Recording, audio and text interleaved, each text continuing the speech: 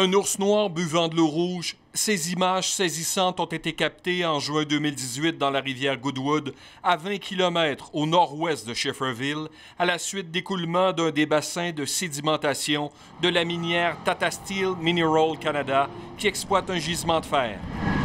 Il ne s'agit pas d'un événement isolé. La communauté Innu a documenté 23 sites d'écoulement dans les lacs et rivières, près du site d'extraction du géant indien de l'acier. Les dernières images ont été prises le 16 mai, alors que l'eau rouge s'écoulait vers Terre-Neuve-Labrador, un événement qu'a d'abord nié Tata Steel à notre bureau d'enquête. C'est préoccupant de voir la couleur de l'eau, mais au-delà de voir la couleur de l'eau, moi, je vais avoir des spécialistes qui me fassent rapport. Des images qui ont choqué à Québec. C'est certain qu'on espère qu'il y ait des suites.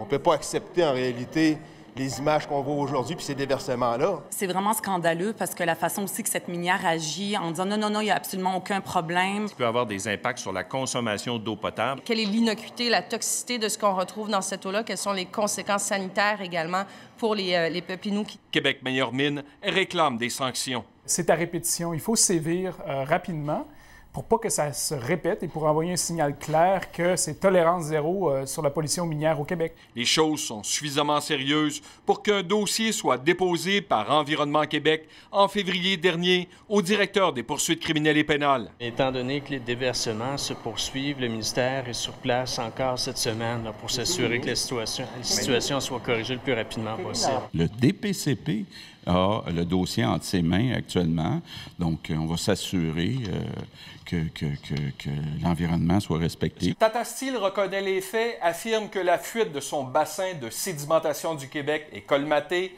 ajoute que le débordement de cette année est dû à de l'eau provenant d'un autre site minier au Labrador. La minière s'engage à corriger rapidement la situation.